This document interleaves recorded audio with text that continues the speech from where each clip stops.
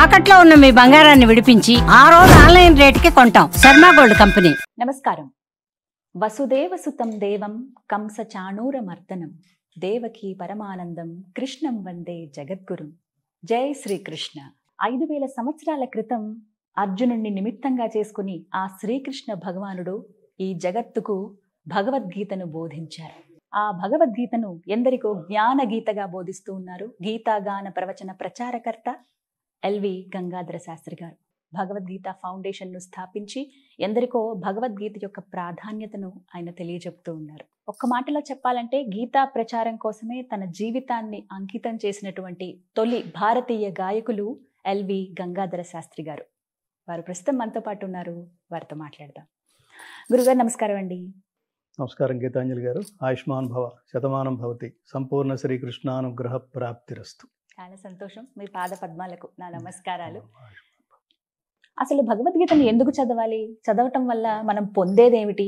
ఏ వయసులో చదవాలి? ఏం నేర్చుకోవాలి? భగవద్గీత అసలు ఏం చెబుతోంది? ఈ విషయాలు తెలుసుకుందాం. ఎందుకే చదవాలి అంటే జీవితంలో క్లారిటీ కోసం. భగవద్గీత చదివితే ఏమొస్తుందన్నారు కదా, అర్జునుడికి ఏమొచ్చిందో ఆలోచిద్దాం. భగవద్గీత అంతా చెప్పాడు. చెప్పిన తర్వాత చాలా జాగ్రత్తగా విన్నావా, బాగా విన్నావా అన్నాడు. ఏమర్థమైంది అన్నట్టుగా. అప్పుడు అర్జునుడు అన్నాడు, నష్టో మోహ స్మృతిర్లబ్ధా త్వత్ప్రసాదాన్మయాచ్యుతా స్థితోస్మి గత సందేహ కరిష్యే వచనం తవా.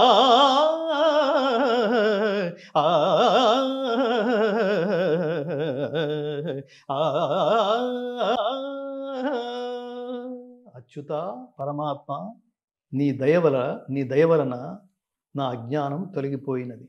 మొట్టమొదటి పాయింట్. నాకు జ్ఞానము లభించినది. రెండో పాయింట్, సందేహములన్నీయూ తొలగినవి. ఇప్పుడు కర్తవ్య నిష్టలో ఉన్నాను. ఇప్పుడు నువ్వు ఏదైతే నాకు బోధించావో, ఇప్పుడు నేనే ఏదైతే స్వధర్మాన్ని ఆచరించవలసిన బాధ్యత నా మీద ఉందో అది ఆచరించడానికి సిద్ధంగా ఉన్నా. ఇప్పుడు చెప్పండి. భగవద్గీత అంతే, ఇక యుద్ధానికి సిద్ధమైపోయాడు. ఇప్పుడు భగవద్గీత సారాంశం ఏంటో చెప్పండి. అర్జునుడికి బోధించిన పాఠం మనకు కదా, అది అర్జునుడికి ఫలించిన పాఠం మనకు ఫలించదు. అర్జునుడికి వేసిన క్యాప్స్యూల్ మనం వేసుకుంటే మనకు ఫలించదు. అందుకని చదవాలి. అంటే జీవితంలో క్లారిటీ కోసం చదవాలి. క్లారిటీ కోసం చదవాలి. స్ట్రెస్ పోవాలంటే, జీవితంలో మానసిక ఒత్తిడి పోవాలంటే భగవద్గీత చదవండి. ఏ పని మనిషి శాశ్వతుడు కావాలంటే భగవద్గీత చదవండి. ఇవాళ ముఖ్యంగా మనకి ఆ మధ్యన చాలా పేపర్లో వచ్చింది, మీకు డయాబెటీస్ పోవాలంటే, మధుమేహం పోవాలంటే, లేదా మీకు ఏంటారు బీపీ, షుగర్లు ఇలాంటివి ఏమన్నా ఉంటే పోవాలంటే భగవద్గీత చదవండి. రీసెర్చ్లో తేలిన విషయం. ప్రొఫెసర్స్ చాలా పెద్ద ఎత్తున ఇంగ్లీష్ పేపర్స్లో కూడా వచ్చింది, అమెరికన్ ఎడిషన్స్లో కూడా వచ్చింది. ఏమిటి దాని అర్థం ఏమిటి అంటే, ఎలా అంటే భగవద్గీత చదివితే పోతుందని కాదు, చదివి అర్థం చేసుకుని ఆచరిస్తే, ఓహో ఇది ఇంతేనా, ఇట్లాంటి సమస్య వచ్చినప్పుడు ఇలా ఆలోచించకూడదు అనమాట. పిల్లలు అదే కదా, పిల్లలు రాత్రంతా చదివారు పాపం కష్టపడి. మన పిల్లలు బంగారు తండ్రులు, బంగారు తల్లులు. 10 మార్కులు తక్కువ వస్తే తెలంగాణలో కొంతమంది పిల్లలు ఆత్మహత్యలు చేసుకున్నారు చూడండి, అప్పుడు చనిపోయారు చూడండి. ఎలా అసలు అట్లా? తల్లిదండ్రులు ఏం మాట్లాడుతున్నారో మీ పిల్లలతో? 10 మార్కులు తక్కువ వచ్చినాయి, సో వాట్ అయితే ఏమిట్రా అని అనే తల్లిదండ్రులు గడుపున పుట్టలేదనమాట వాళ్ళు. నువ్వు ర్యాంక్ రావాల్సిందే, 5 మార్కులు తక్కువ వచ్చినాయి, నువ్వు 90 అన్నావు కదా, ప్రామిస్ అన్నాడు తండ్రి. 90% అన్నావు, ప్రామిస్ అనగానే బీపీ పెరిగింది వాడికి. ఏంటి ప్రామిస్ ఏమిటి? 85 వస్తాయి, సో వాట్? నేను చదివాను, 4 ప్రశ్నలు ఏవో రాలేదు, నేను 90కి ప్లాన్ చేశాను, 85 వచ్చినాయి, అయితే ఏమిటి? ఈ అయితే ఏమిట్లో మీరు చాలామంది గొప్ప గొప్ప వాళ్ళు, అసలు ఏమి చదువు లేకుండా గొప్ప వాళ్ళు అయిన వాళ్ళని ఉదాహరణ చెప్తే అది కూడా చెప్పండి.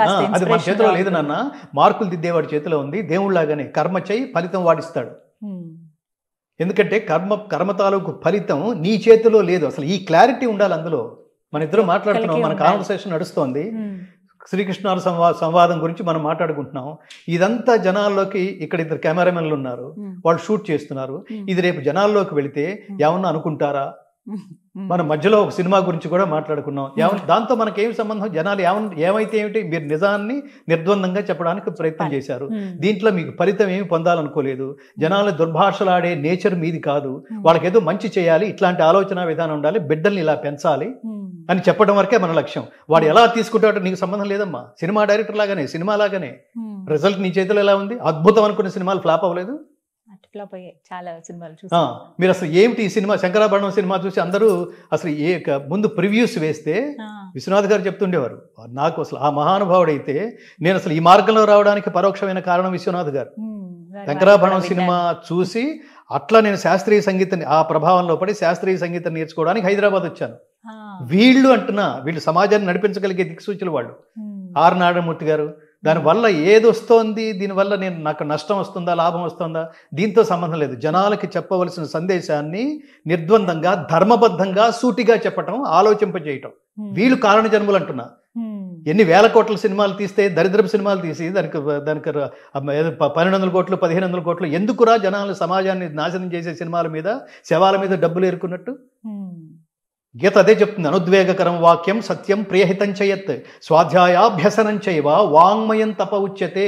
మనం పని చేస్తున్నప్పుడు, మనం మాట్లాడుతున్నప్పుడు, పాడుతున్నప్పుడు, ఇంకేది చేసినా జనాలలో అనారోగ్యకరమైన భావోద్వేగాలకి తావు లేకుండా చేయగలగటమే అదొక తపస్సు. మీరు నిజంగా తపస్సు చేస్తున్నారా?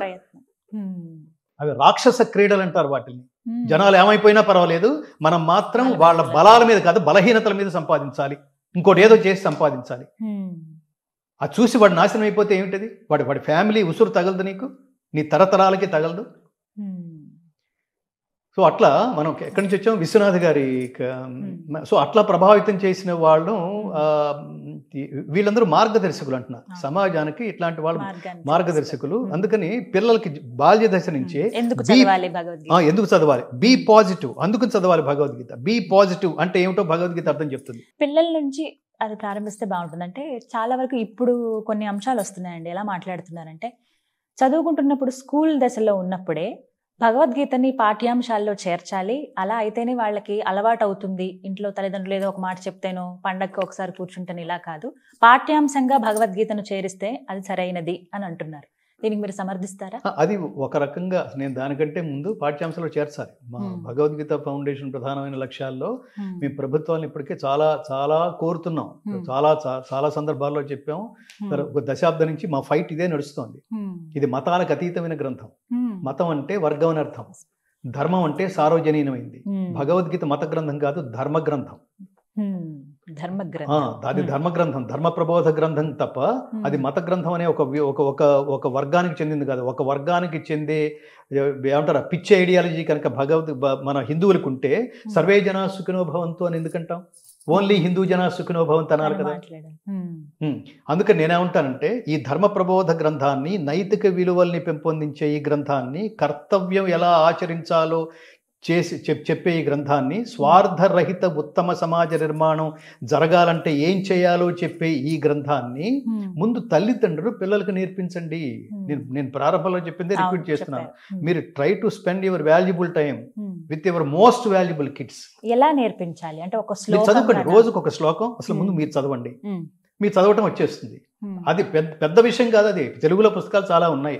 మీరు చెప్పండి. యత్ర యోగేశ్వరః కృష్ణః యత్ర పార్థః ధనుర్ధరః తత్ర శ్రీః విజయః భూతిః ధ్రువా నీతిః మతిః మమ. యత్ర యోగేశ్వరః కృష్ణః, చెప్పండి. యత్ర యోగేశ్వరః కృష్ణః యత్ర పార్థో ధనుర్ధరః తత్ర శ్రీర్విజయో భూతిః ధ్రువా నీతిర్మతిర్మమ.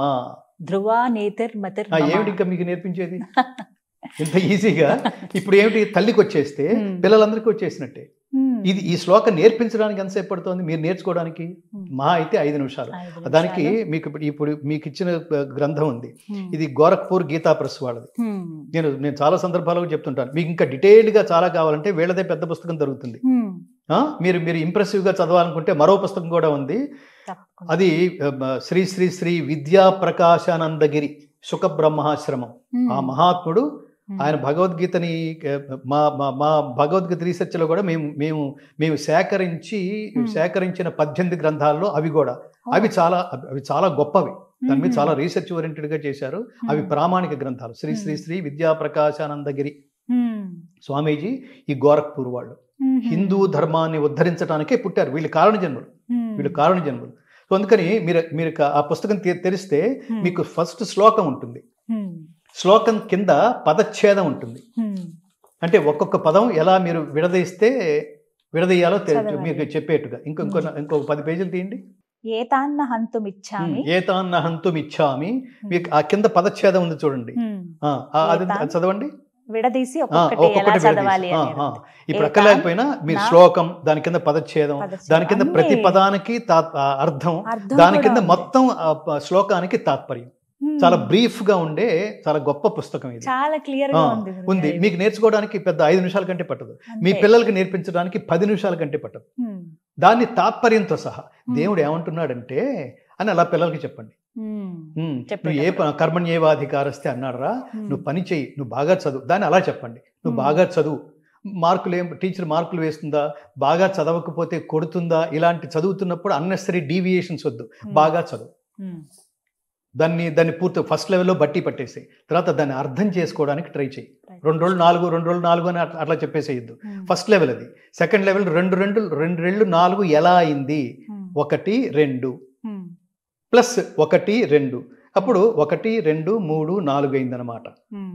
ఇలా అలా వాడు అర్థం చేసుకుంటూ చదివితే అర్థం లేకుండా అర్థం తెలుసుకోకుండా ఏ పని చేసినా జీవిత పరమార్థం తెలియదు, బోధపడదు. అందుకని ఏ విషయమైనా బట్టి పట్టేసి చేయొద్దు, మార్కుల కోసం చేయొద్దు, ర్యాంకుల కోసం చేయొద్దు, నాలెడ్జ్ కోసం చదవండి. కొన్ని సందర్భాల్లో నువ్వు 100 మార్కులు తెచ్చుకుంటే నువ్వు పాస్ అవుతావు రా, ఒరే నీకు 25 మార్కులు చాలురా ఇట్లా అన్నావు అనుకోండి, ఆ 25 మార్కుల స్టాండర్డ్లోనే ఉండిపోతాడు. దాని ప్రభావం సమాజం మీద, దాని ప్రభావం దేశం మీద కూడా ఉంటుంది. Be with 100%. డల్ స్టూడెంట్ అట్లా వేయదు. ప్రతివాడు మనకు చాలా, ఈ జాతికి చాలా గొప్ప ఉదాహరణ అంబేద్కర్. ఎక్కడున్నాడండి ఆయన, ఏ స్థాయిలో ఉన్నాడు? ఆయనకి మనం దండేస్తున్నాం అంటే మనకు అర్హత ఉండాలి. అంబేద్కర్ మన జాతికి నేత, ఒక పర్టికులర్ సెక్షన్స్ కాదు, మహానుభావులు వీళ్ళ జాతికి. అట్లాంటి మహానుభావుల దగ్గర నుంచి, కారణ జన్ముల దగ్గర నుంచి, అట్లాంటి కర్మయోగుల దగ్గర నుంచి జాతి కోసం కృషి చేసిన వాళ్ళు కదా. ఆయన ఏమనుకున్నాడో ఆ లక్ష్యాలను నెరవేర్చే మార్గంలో ఉంటేనే నేను ఆయన భక్తుని అవుతాను. నేను ఆయన వాడుకుంటున్నాను అనుకోండి, రాజకీయాల కోసమో స్వార్థాల కోసం వాడుకుంటున్నాను అనుకోండి, ఇంకా నువ్వు మనిషివే కాదు. అప్పుడు భక్తుడు ఎలా అవుతాడు? భక్తుడు ఎలా అవుతాడు? స్నేహితుడు ఎలా అవుతాడు? గురువు ఎలా అవుతాడు? గురువుకి మనం ఇచ్చే నిజమైన నివాళి ఏమిటంటే, నేను ఇవన్నీ షార్ప్గా ఎందుకు చెప్తానంటే గీతాంజలి గారు, నేను అలా చేశాను. నా గురువు పేరు నిలబెట్టాను. నా గురువుకి నేను ఇవాళ మీ ముందు కూర్చుని నేను భగవద్గీత నేను చెప్పగలుగుతున్నానంటే నా మొదటి గురువు మా నాయనమ్మని చెప్పాను. నేను స్కూల్కి వెళ్తే, మీరు ఇందాక అడిగిన ప్రశ్న, స్కూల్స్లో కూడా పెట్టాలా? తప్పకుండా పెట్టాలి. ఒకప్పుడు తప్పకుండా చెప్పేవాళ్ళు. ఇప్పుడు హిందువులకి పుట్టిన భయంకరమైన వ్యాధి, భయంకరమైన జబ్బు పేరు సెక్యులర్. ఆ సెక్యులర్ అనే జబ్బు పట్టిన హిందువులు మన స్కూల్స్లోనే ఉండి, నాలాంటి వాళ్ళు ఎవరైనా వచ్చి నేను పిల్లలకి భగవద్గీత నేర్పిస్తానంటే, సార్ మీరు రావద్దు సార్ దయచేసి, ఇది సెక్యులర్, దీని పేరు సెక్యులర్ట. అందుకని ఈ సెక్యులర్ కాంపౌండ్లోకి మీరు వచ్చి భగవద్గీత నేర్పిస్తే ఆ పక్కనే ఉండే ముస్లిమ్స్, ఆ పక్కనే ఉండే క్రిస్టియన్స్ హర్ట్ అవుతారు సార్. భగవద్గీత చెప్తే హర్ట్ అవుతారు. ఇంతటి మానసికమైన క్షుద్రం, అదే గీత ప్రారంభంలోనే అంటాడు కృష్ణుడు, క్షుద్రం హృదయ దౌర్బల్యం త్యక్త్వా ఉత్తిష్ట పరంతప. ఈ నీచమైన మనోదౌర్బల్యాన్ని వదిలిపెట్టు అన్నాడు కృష్ణుడు. ఇట్లాంటి నీచమైన అనేక రూపాల్లో ఉన్న మనోదౌర్బల్యాలలో హిందువులకు పట్టిన, హిందూ సంఘాలు కాదు, హిందువులకి తర్వాత ఈ సెక్టార్స్కి, ప్రభుత్వ సెక్టార్స్కి, ఈ స్కూల్స్కి, వ్యవస్థల్లో పట్టిన జబ్బు పేరు సెక్యులర్ అన్నమాట. అసలు వీడికే దీని గురించి తెలియదు. ఇప్పుడు మనందరూ కర్మణ్యవాదిగా డూ యువర్ డ్యూటీ, ఒరే బాగా చదువు నాన్న, మంచి మార్కులు వస్తాయి, నువ్వు రిజల్ట్ కోసం చదువుకున్నా, రిజల్ట్ కొంచెం అటు ఇటు అయితే నువ్వు హర్ట్ అవుతావు, నువ్వు రకరకాల ఆత్మహత్య ప్రయత్నాలు చేస్తావు, దాంతో మనకు సంబంధం లేదు. బాగా చదువు, రిజల్ట్ దేవుడి మీద వదిలిపెట్టు. ఇందులో దేవుడు ఎక్కడైనా ఉన్నాడా? భక్తుడు ఎక్కడైనా ఉన్నాడా? కేవలం గురువు స్టూడెంట్ మధ్యన జరిగిన అత్యద్భుతమైన కాన్వర్సేషన్ కనిపిస్తోంది. ఓ మంచి నీతి వాక్యం చెప్పాడే, నీ హితవు కోరి ఇవన్నీ మాట్లాడాడే. ఇది ఎట్లా మత గ్రంథం అవుతుంది? ఇంకా లాజికల్ గా మాట్లాడితే 2000 సంవత్సరాలు క్రిస్టియానిటీ, 1400 సంవత్సరాలు ఇస్లాం, భగవద్గీత 5,000 సంవత్సరాల క్రితం. అంత క్రితం రాముడు. మతాలు ఆవిర్భవించని కాలంలో బోధించబడిన భగవద్గీతని ఎందుకురా మత గ్రంథం అని ముద్ర వేస్తావు, యూజ్లెస్ ఫెలో. చాలా బాధ అనిపిస్తుంది భగవద్గీత. కాబట్టి ఏంటంటే తర్వాత రియలైజ్ మళ్ళీ వీళ్ళే బొట్లు పెట్టుకుంటారు. అది చూడండి, హిందువులనే ప్రభుత్వ సెక్టార్స్ లో ఉన్న వాళ్ళు బొట్లు పెట్టుకుంటారు, హిందూయిజానికి ఏమి చేయరు. మన భగవద్గీత ఫౌండేషన్ ఆఫీసుని దర్శించని, ఆఫీసుకి రాని, ఆఫీసుకి నా ముందు మోకరిల్లని, ఇది నేను అహంకారంతో చెప్పడం లేదు, మోకరిల్లని పెద్దవాళ్ళంటూ లేరు, చేసిన వాళ్ళు లేరు. దీన్ని ముందుకు తీసుకువెళ్ళడానికి ప్రయత్నించే ప్రభుత్వ శాఖల్లో మంత్రులు, ఎండోమెంట్స్ డిపార్ట్మెంట్స్ వాళ్ళు, ఎండోమెంట్ మినిస్టర్స్ వీళ్ళు వస్తారు, నమస్కారం పెడతారు. దీనికి ఏదైనా చేయంటే మీకు తెలుసు కదా గురుగారు, మాకు బడ్జెట్లు ఉండవు. ఇంట్రెస్ట్ లేదు, నీకు బడ్జెట్ లేదు కాదు, ఇంట్రెస్ట్ లేదు. ఇంకా ఎవరు చెప్తారు? దానికి ఎండోమెంట్స్ అని పెట్టి ఎండోమెంట్స్ తీసుకెళ్ళకపోతే అసలు ప్రతి జీవితంలోకి వెళ్ళవలసిన మోస్ట్ ఇంపార్టెంట్ సబ్జెక్ట్ కదా. ఇవాళ సమాజం ఎలా ఉందండి? పొద్దున్న లేస్తున్నాడు పిల్లాడు, చదువుతున్నాడు, చదువు పేరుతో స్ట్రెస్ అంతా మూట కట్టుకుంటున్నాడు. ఆ తర్వాత పెద్దవాడు అయ్యాడు, ఉద్యోగం చేశాడు, ఉద్యోగంలో కూడా టార్గెట్ పేరుతో స్ట్రెస్ నెత్తి మీద పెట్టుకుని తిరుగుతున్నాడు. 30-40 ఏళ్ల లోపలే రోగాలు లేని వాడంటూ లేడు. వీటన్నిటి నుంచి ప్రశాంతమైన జీవితం, వీటన్నిటి నుంచి స్ట్రెస్లెస్ లైఫ్, వీటన్నిటి నుంచి చాలా ఆనందకరమైన జీవితం, అసలు ఆనందం అంటే ఏమిటో తెలుసుకునే జీవితం. ఇది కాక give back to the society. ఏదైతే దేవుడు నీకు శక్తిని ఇచ్చాడో ఇవి ఏదో రూపంలో, సేవ రూపంలో ప్రపంచానికి అందించడం. Try to spend your valuable time for the society. రోజుకి 1/2 గంట లేదా సమాజం గురించి ఆలోచించేది. ఎందుకు బాల్యదశ నుంచే భగవద్గీత నేర్పించాలి అంటే, నేర్పిస్తే ఏమవుతుందంటే వీళ్ళల్లోంచే ఒకడు పొలిటీషియన్ అవుతాడమ్మా. ఈ నేర్చుకున్న వాళ్ళ ఒక పొలిటీషియన్ అవుతాడు. లేకపోతే ఎలా ఉంటుందంటే, ఈ ఉచితాలు అనే దరిద్రాలు ఉన్నాయి చూడండి, అది అనుచితం, సముచితం కాదు. ఎవరికి పడితే వాడికి ఇచ్చేస్తున్నాడు చూడండి. నేను ఇందాక చెప్పింది, ప్రకృతి వైపరీత్యాల వల్ల సర్వనాశనం అయిపోయిన వాళ్ళకి ఉచితం ఇవ్వండి. వాళ్ళని వాళ్ళు కూడా పోషించుకోలేని శారీరక దుర్బలులకి ఉచితం ఇవ్వండి, కంపల్సరిగా ఇవ్వాల్సిందే. కానీ అన్నీ ఉన్న వాళ్ళకి అన్నీ వెళ్ళిపోతుంటే చూడండి, ఎగ్జిక్యూషన్ లేకుండా అనర్హులకు కూడా వెళ్ళిపోతుంటే చూడండి. వాడికి 100 కోట్లు ఉన్నాయి, వాడికి ఈ రైతు బీమానే ఏదో అంటారు చూడండి, వాడికి ఎందుకు? వాడికి 1000 కోట్లు ఉన్నాయి, 100 ఎకరాలు 1000 ఎకరాలు, వాడికి ఎందుకండి? వాడికెందుకు? పాపం ప్రకృతి వైపరీత్యం కనుక జరిగితే అది నాకు ఇన్ని ఎకరాల పొలం, నేను ఇదంతా అమ్మేసుకోవాలి లేదా నేను ఆత్మహత్య చేసుకోవాలి అనే స్థితిలో ఉండే బడుగు రైతు ఉంటాడే, వాళ్ళకి ఇవ్వండి. వాళ్ళు కాపాడుకోవాలి, వాళ్ళు మన జీవితాలను పోషిస్తుంది వాళ్ళే, అన్నదాతలు వాళ్ళే, వాళ్ళకి ఇవ్వండి. వ్యాపారాలు చేసే వాళ్ళకి ఇవ్వద్దు. అప్పుడు డబ్బు ఏమవుతుంది? ఈ డబ్బు ఎవరిది? మనదే. ఇట్లాంటి డబ్బంతా ఏమైపోతుంది? దుర్వినియోగం అవుతుంది కదా. నీకు అంటే ఆర్థిక క్రమశిక్షణ లేదనమాట. అదే మా ఆవేదనలో కూడా మేము చాలా వ్యవస్థగా రూపొందించి ప్రతివాడికి భగవద్గీతను చేర్చాలి. మా క్యాప్షన్ ఇంటింటా గీతా జ్యోతి, మా లక్ష్యం అది. మేము పైసా వెతుక్కుంటూ, వాళ్ళు 100 రూపాయలు ఇస్తే వీళ్ళు 200 రూపాయలు ఇస్తే, ఇక్కడున్న ఫ్లాట్కి రెంట్ కట్టుకుంటూ, ఈ నెల రెంట్ ఎలా అని వెతుక్కుంటూ, అలా ఎలా మేము మీ నోటీసుకి తీసుకొచ్చినా మీరు స్పందించకపోతే ఎలా? ఇలా ఎన్నో ఎదుర్కొన్నారు ప్రాజెక్టులు అన్నట్టు. ఇవి భగవద్గీత కేవలం భారతదేశానికి మాత్రమే కాదు, సర్వమానవాళికి. అందుకని ఇది ప్రపంచంలో వీలైనన్ని ప్రపంచ భాషల్లోకి దీన్ని రికార్డ్ చేసి విడుదల చేయాలనేది. పుస్తకం చదవట్లేదు తల్లి, పుస్తకాలు చదవట్లేదు, ఓపిక లేదు, తీరిక లేదు, దానికి ఓ మానసిక స్థితి కావాలి. లేదు, అదే ఆడియో అయితే దానివల్ల చాలా ఉపయోగం ఉంటుంది. మీరు ఇంటి నుంచి మీరు డెస్టినేషన్కి వెళ్ళే లోపల, ఇంటి నుంచి ఆఫీస్కి వెళ్ళే లోపల, లేదా ఆఫీస్ నుంచి ఇంటికి వచ్చే లోపల అలా పడేస్తారు. ఆ సీడీనో లేదా పెన్ డ్రైవో పెడతారు, అది మోగుతూ ఉంటుంది, స్ట్రెస్ అంతా పోతుంది. 2 రోజున 3 రోజున కాన్సన్ట్రేట్ చేస్తావు, ఎక్కడో ఒక శ్లోకం నిన్ను హాంట్ చేస్తుంది. భలే చెప్పాడురా అనిపిస్తుంది. నిజమే కదా, నిన్న ఇట్లా ఆలోచించానేంటి. భగవద్గీత ఎంత శక్తివంతమైన మంత్రసహితమైన గ్రంథమో, జస్ట్ బిలీవ్ మీ, మిమ్మల్ని ఆలోచించకుండా ఉత్తమ మార్గం వైపుకి ప్రయాణించే స్ఫూర్తిని ఇవ్వకుండా వదలదు. ప్రతి శ్లోకం అలాగే ఉంటుంది. భగవద్గీతను చదవటం ముఖ్యమా? ఆ భగవద్గీత చదివే గ్రంథం కాదు, అంటే కేవలం చదువుతోనే ఆపేసే గ్రంథం కాదు. భగవద్గీత ఆచరణ గ్రంథం. It is a practising text, not reading text. కానీ చాలా మంది ముందు ప్రారంభించే దిశగా చదవండి, అది ఫస్ట్ లెవెల్. చదవడం ముఖ్యమంటారా, వినడం అనేది ముఖ్యమంటారా? ఏదైనా ఒకటే. మీరు ఏకసంతాగ్రహి అయితే మీరు వినేసినా వచ్చేస్తుంది. అది అయితే మీరు కాన్సన్ట్రేట్ చేయాల్సింది ఏ ఉద్దేశంతో చెప్తున్నాడో అర్థం చేసుకోండి.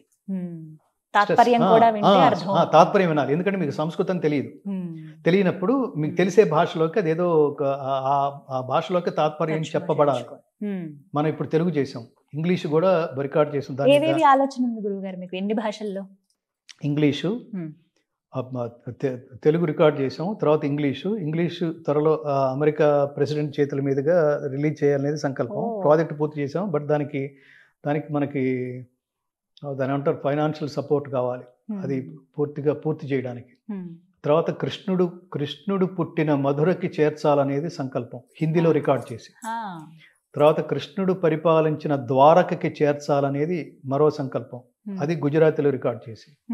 శ్రీకృష్ణ పరమాత్మ అవతారం చాలించిన తర్వాత కూడా ఆయన హృదయం, ఆయన గుండె సజీవంగానే ఉంది అని కోట్ల మంది హిందువులు విశ్వసించే శిల రూపంలో సజీవంగానే ఉందని హిందువులు విశ్వసించే క్షేత్రం పూరి, ఒడియాలో రికార్డ్ చేసి ఆ క్షేత్రానికి చేర్చాలనే సంకల్పం. అలాగే మన దక్షిణ భారతంలో 2 ప్రధానమైన కృష్ణ దేవాలయాలు ఉన్నాయి. ఒకటి ఉడిపి, అది కన్నడలో రికార్డ్ చేయాలి. ఇంకొకటి గురువాయూర్, మలయాళంలో రికార్డ్ చేయాలి. మలయాళం అంటే మీకు కేరళలో మ్యాక్సిమం ఇన్కమ్ అంతా బ్యాక్ వాటర్, సముద్రం నుంచి వెనకొచ్చిన వాటర్లోనే పడవలు వేసుకుని అవన్నీ మనం పిక్నిక్స్కి వెళ్తుంటారు జనాలు. అది చాలా గొప్ప టూరిస్ట్ స్టేట్. అది దాని source of income is back water. ఆ బ్యాక్ వాటర్లో మనం ఆ పడవలు వేసుకుని వెళ్తున్నప్పుడు, లాంచీల్లో వెళ్తున్నప్పుడు మధ్య మధ్యలో చిన్న కొండలు కనిపిస్తుంటాయి, చిన్న కొండరాడు. ఎక్కడ కొండరాయి కనిపించినా దాని మీద ఒక సిలువ కనిపిస్తుంటుంది. అంత ప్రచారం చేసేసారు అక్కడ. అన్యమతం అనుకుంటూ. అన్యమతం ఎందుకంటున్నాం అంటే ఇది ఖచ్చితంగా హిందూ దేశం అని చెప్పడానికి కూడా సిగ్గుపడుతున్నారు, మొహమాట పడుతున్నారు, భయపడుతున్నారు. ఏమి మానసిక దుర్బలురా మీరు, అందుకే అవకాశం దొరికింది. ఏమి కర్మ వీళ్ళకి. ఇది ఖచ్చితంగా ఇది బెత్లహేమేం కాదు. ఇక్కడున్న వాళ్ళు అక్కడి నుంచి ఏం తరలి రాలేదు. ఇక్కడున్న ముస్లిమ్స్ మక్కా నుంచి ఇదేం మక్కా కాదు కదా, అక్కడ పుట్టిన వాళ్ళు కాదు కదా. ఇది ఖచ్చితంగా రాముడు పుట్టిన క్షేత్రమే కదా, కృష్ణుడు పుట్టిన క్షేత్రమే కదా, జ్ఞానం పుట్టిన భూమే కదా. దీని మీద ఏమాత్రం అవగాహన ఏర్పరచకుండా ఇంతకంటే బెటర్ ఇందులోకి దూకేయటం ఏంటి? అమ్మను మార్చడం కాదు, తల్లిని మార్చడం కాదు, ఏది మతం మారడం అంటే.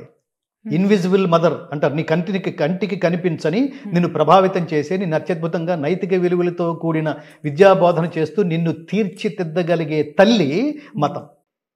మనది కూడా మతం అనుకుంటే. అలాంటి తల్లి ప్రపంచంలో ఇంతటి గొప్ప లక్ష్యంతో పిల్లలు ఎదగడానికి అవకాశం ఇచ్చే బోధకురాలు, టీచరు ఒక్క భారతమాతే, అందుకని మేరా భారత్ మహాన్ అని ఫ్రీక్వెంట్గా చెప్తుంటాను. ఇంతకంటే బెటర్ అయితే నువ్వు క్రిస్టియానిటీలోకి వెళ్ళు, ఇంతకంటే బెటర్ అయితే క్రిస్టియానిటీలోకి వెళ్ళు. బెటర్ అవడానికి నాకు మళ్ళీ దృష్టాంతాలు చూపించాలి. తస్మాత్ శాస్త్రం ప్రమాణంతే కార్యకార్య వ్యవస్థితవు జ్ఞాత్వా శాస్త్ర విధానోక్తం కర్మ కర్తుమిహార్హసి. నీకు ఏది తెలుసుకోవాలో, ఏది తెలియకూడదో, ఏది తెలుసుకొనదగనిదో, ఏది తెలుసుకొనవలసినదో నువ్వు తెలుసుకోవాలంటే నీకు శాస్త్రమే ప్రమాణం. అది గీతాశాస్త్రం. సహేతుకంగా చెప్తాం. చాలా సవాళ్ళు ఉంటాయి. చాలా సవాళ్ళు. కేరళలో మీకు కొద్దిగా నేను గురువాయూరుకి వెళ్ళాను. ఆ క్షేత్రాలను దర్శించడానికి, అనంత పద్మనాభ స్వామి ఆ క్షేత్రాలను దర్శించడానికి వెళ్ళాను. కానీ ఈ మధ్యలో ఇవన్నీ చూస్తున్నప్పుడు అసలు ఏం ఐడియాలజీకి కనెక్ట్ అయ్యి ఆ మతాల్లోకి మీరు గంతులేశారా, దూకారు మీరు? ఎంత నిజంగానే గొర్రెదాటు కదది, ఎంత దారుణం అది. ప్రపంచంలో మీకు ఏదైనా సందేహం వస్తే ఆ సందేహాన్ని మళ్ళీ తర్వాత కౌంటర్ క్వశ్చన్ వేయకుండా ఆ సందేహ నివృత్తి చేయగలిగే ఏకైక మతం, ఏకైక ధర్మం, ఏకైక మార్గం ఒక్క హిందూ మార్గం ఒక్కటే. మిగతావన్నీ బ్లైండ్గా వాడేదో చెప్పాడు, వీడేదో విన్నాడు, నేను వచ్చేస్తున్నాను అన్నాడు, గొర్రెదాటు అందులోకి పోయారు. కానీ ఇది అట్లా కాదు, అది చాలా సహేతుకంగా చెప్తుంది. సహేతుకంగా మీరు చెప్పిన ప్రతి ఆన్సర్కి, ప్రతి ప్రశ్నకి ఇంత అద్భుతంగా సమాధానం చెప్పగలిగేవాడు ఒకడు. మీరు ఏదైనా ప్రశ్న వేయండి, ఎందుకు నేను ఇలా ఉన్నాను చెప్తుంది. మళ్ళీ మీకు జన్మ ఉందా చెప్తుంది. ఆ జన్మ ఎందుకు ఇప్పుడు ఇలా ఉన్నావు, ఎందుకు బాధపడుతున్నావు, నువ్వు ఇప్పుడు బాధపడుతున్నావు అంటే ఎప్పుడో చేసిన దుష్కర్మ ఫలితం అనుభవిస్తున్నట్టు లెక్క. ఇప్పుడు నువ్వు సంతోషంగా ఉన్నావంటే ఎప్పుడో నువ్వు చేసిన సత్కర్మ ఫలితం, ధర్మ ఫలితం అనుభవిస్తున్నట్టు లెక్క. ఎవరిని అడగక్కర్లేదు. అనేక సందేహాలకి కాబట్టి ఈ ఇలా ఇన్ని మ్యాక్సిమం భాషల్లో ఏంటంటే రాబోతోంది. ఇన్ని భాషల్లో రాబోతోంది. ఇన్ని భాషలో రాబోతోంది. అంటే నేను అటు బాటం లైన్గా దీని ఇందాక చెప్పిన దానికి బాటం లైన్గా నేను చెప్పాలనుకుంటుంది, దయచేసి అత్యున్నతమైన నీ నుంచి ప్రతిఫలం ఏమీ ఆశించకుండా నిన్ను తీర్చిదిద్దడానికి సిద్ధంగా ఉన్న హిందూ ధర్మాన్ని వదిలిపెట్టద్దు. ఇక్కడ ఎవడో చెప్పినందుకు ఎవడో డబ్బులు తీసుకోడు. స్వామీజీలు ఉపన్యాసాలు చెప్తుంటారు, వాడేదో కన్వీనియన్స్ ఇచ్చి ఉండొచ్చు, చెప్పిన వాడికి నిర్వాహకుడు మాత్రం. కానీ కింద కూర్చున్న లక్షల మంది మా దగ్గర నూనె వాడితే అది తగ్గుతుంది, ఇది తగ్గుతుంది, అయ్యేది ఏది తగ్గదు, ఉన్నది కూడా రాలిపోతుంది. అట్లా ఏమి అంతము లేని ఈ భువనం అంతా పురాతన పాంధశాల, ఇదంతా తిరువరులు బాటసార్లు వెళ్ళే ఒక మహోత్కృష్టమైన క్షేత్రం భారతదేశం. ఎవడైనా ఎక్కడి నుంచైనా వచ్చి కాసేపు అక్కడ కూర్చుని ఈ ధర్మబోధ వినేసి తరించి ఆచరించి తరించవచ్చు. అంతటి మహోత్కృష్టమైన దేశం. Edwin Arnold, max Muller, open hammer, Warner Hastings, Einstein, Aldous Huxley, David ఫ్రాలే అనే ఆయనకి సంస్కృత ప్రొఫెసర్ అమెరికాలో ఉన్నాడు. అతనికి పద్మభూషణ్ ఇచ్చి గౌరవించింది మన దేశం. అతను తన పేరు మార్చుకున్నాడు. అతను ఇక్కడున్న హిందూ ధర్మాన్ని చదువుతూ ఈ గ్రంథాలని చదువుతూ నా పేరే నాకే నచ్చలేదు అని అతను వామదేవ శాస్త్రి అని మార్చుకున్నాడు. అతను ఇక్కడ ఎవరో మారమని ఎవరో చెప్పలేదు. అలాంటి దేశం ఇది. అందుకని దయచేసి కన్వర్షన్స్ పేరుతో తల్లుల్ని మార్చకండిరా. తల్లుల్ని మార్చమని చెప్పేవాడు, తల్లుల్ని మార్చేవాడు, మతం పేరుతో తల్లిని మార్చేవాడు నీచుడని అర్థం, ఐడియాలజీ లేదని అర్థం, అమాయకుడని అర్థం, మూర్ఖుడని అర్థం, అజ్ఞానని అర్థం, మినిమం నాలెడ్జ్ కూడా. నేను సింపుల్ ఉదాహరణ చెప్తుంటాను.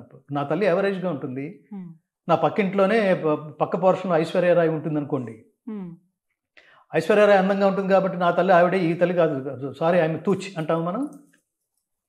ఈవిడ అందంతోనూ ఈవిడ యావరేజ్నెస్తోనూ మనకేమి సంబంధం? నా తల్లే, నన్ను తీర్చిదిద్దింది నా తల్లే. దేహము విజ్ఞానము బ్రహ్మోపదేశమిచ్చి ఇహపరాలు సాధించి హితమిచ్చిన తండ్రిని. నా తండ్రే. వాడెవడో మధ్యలో వచ్చి వాడి సౌలభ్యం కోసం బాప్టిజం అని ఒకడు అంటాడు, ఇక్కడ సంతకం పెట్టమంటాడు. మీకు దాని మీద వీటి మీద రాబోయే రోజుల్లో నేను అసలు ఈ ప్రభుత్వాన్ని ముఖ్యమంత్రుల్ని కూడా మీరు అందరినీ సమానంగా చూడండి. కానీ మీరు హిందూ అని బలవంతంగా ప్రకటించుకోండిరా నాన్నల్లారా, ముఖ్యమంత్రులారా. డెఫినెట్ గా నేను ఏమంటానంటే, ఇవాళ హిందూయిజం గురించి గట్టిగా మాట్లాడడానికి ప్రపంచంలో ఇది హిందూ మతానికి సంబంధించింది, మనం దాన్ని టచ్ కూడా చేయకూడదు, దాని పేరు యోగా అని మొన్నటిదాకా అనుకున్న వాళ్ళు ప్రపంచ యోగా దినోత్సవం స్థాయికి అది చేరుకుందంటే ఇప్పుడిప్పుడే దీన్ని అర్థం చేసుకుంటోంది. రాబోయే రోజుల్లో ప్రపంచ మొత్తాన్ని శాశ్వతానందమయ స్థితికి తీసుకువెళ్ళగలిగే, జ్ఞానబోధ చేయగలిగే దేశం భారతదేశం మాత్రమే. ఇదే నిలబడి ఉంటుంది. మిగతావన్నీ డబ్బులుండి వాడు ఎందుకు కన్వర్ట్ చేస్తున్నాడు? వాడికి డబ్బు వస్తుంది. నేను ఉద్యోగం చేయాలంటే, నేను డబ్బు సంపాదించాలంటే నేను 10 మందిని ఇందులోకి కన్వర్ట్ చేయాలి. నువ్వే పుస్తకాలు పట్టుకుని తిరుగుతున్నావు, నువ్వే ప్రచారం చేస్తున్నావు. ఇక్కడ ప్రచారం చేయాల్సిన అవసరం లేదు. భగవద్గీత కోసం మీరు వస్తే నేను మాట్లాడుతున్నాను. నేను జనాల్లోకి వెళ్ళి చెప్పాల్సిన అవసరం లేదు. అంతే. దిస్ ఇస్ జస్ట్ లైక్ ఏమంటారు కాలేజెస్. ఇప్పుడు నారాయణ, చైతన్య అంటారు చూడండి. స్కూల్కి మనం వెళ్ళాలనుకుంటే మీరు జాగ్రత్తగా వినండి. మీరు స్కూల్కి వెళ్తున్నారా? స్కూల్ మీ ఇంటికి వస్తుందా? మీరు స్కూల్కి వెళ్తున్నారంటే మీకు ఇంట్రెస్ట్ ఉందని అర్థం. స్కూలే మీ ఇంటికి వచ్చి మా దగ్గర రండి అంటుందంటే వాడికి ఇంట్రెస్ట్ ఉందని, వాడు లాభాపేక్షతో వాడు వ్యాపారం చేస్తున్నాడని అర్థం. అంతేనా? ఈ మిగతా మతాలు కూడా అంతే. నేను 2 ఉదాహరణలు చెప్పాను, మళ్ళీ ఈ సందర్భంలో కూడా చెప్తాను. స్త్రీ పురుషులు మా మత సిద్ధాంతాల ప్రకారం సమానం కాదు. మా మత సిద్ధాంతాల ప్రకారం స్త్రీ పురుషులు సమానం కాదు. స్త్రీలు బిడ్డల్ని కనడానికే పనికొస్తారు అని అబూబకర్ ముసలియార్ అనే ఒక సంఘం అధ్యక్షుడు ఆ మధ్యన ప్రకటన ఇస్తే అన్ని పేపర్లలోనూ వచ్చింది. అది అంటే ఆ మతం కొన్న మానసిక వైశాల్యం ఏమిటి? మనమేమని చెప్తున్నారు? మాతృదేవో భవ, తల్లే మొదటి దేవతరా నాన్న. తల్లి నీకు జన్మనిస్తూ తన జన్మని పడంగా పెట్టింది. కాన్పు కష్టమైతే మహిళలు పోతారు కూడా. పాత రోజుల్లో లేవవి. కాన్పు కష్టమై బిడ్డని ప్రసవించి తల్లి మృతి అంటే అది తెలిసినా కూడా బిడ్డని కనడానికి, తల్లి గర్భవతి అవ్వడానికి మెంటల్గా ప్రిపేర్ అయిందంటే ఏంటి అసలు అది? ఆ త్యాగమూర్తికి తిరిగి ఏమి ఇవ్వగలం? అలాగే నాన్న పితృదేవో భవ, నాన్న మొత్తం జీవితాంతం సంపాదించిందంతా తెలివితేటలతో, రకరకాల తెలివితేటలతో సంపాదించిందంతా నిన్ను పెద్దవాడిని చేయడానికే ఉపయోగించాడు. తిరిగి ఏమి ఇస్తున్నావురా వీళ్ళకి? జస్ట్ లైక్ దట్, అట్లా జంతువులాగా బతికేస్తావా? తిరిగి ఏమి ఇవ్వమా? ఏమి ఇచ్చినా తీసుకోరు. అయినా ఏమి ఇవ్వాలి అంటే through your works, through your achievements you have to give back to your parents. First తల్లిదండ్రుల రుణం తీర్చుకోవాలి. చాలా అమూల్యమైన విషయాలు తెలియజేశారు. నిజంగా మొదట్లో చెప్పినట్టుగానే ప్రత్యేకమైన ఇంటర్వ్యూ ఇది, నాకు లైఫ్ టైం ఎక్స్పీరియన్స్. సర్వం శ్రీకృష్ణార్పణమస్తు, సర్వం లోకార్పణం. ఈ గీతని లోకార్పణమస్తు, ఇష్టకామ్యార్థ ఫలసిద్ధిరస్తు, ఆయురారోగ్య ఐశ్వర్యాభివృద్ధిరస్తు, లోకా సమస్తా సుఖినో భవంతు. జై శ్రీకృష్ణ. జై శ్రీకృష్ణ.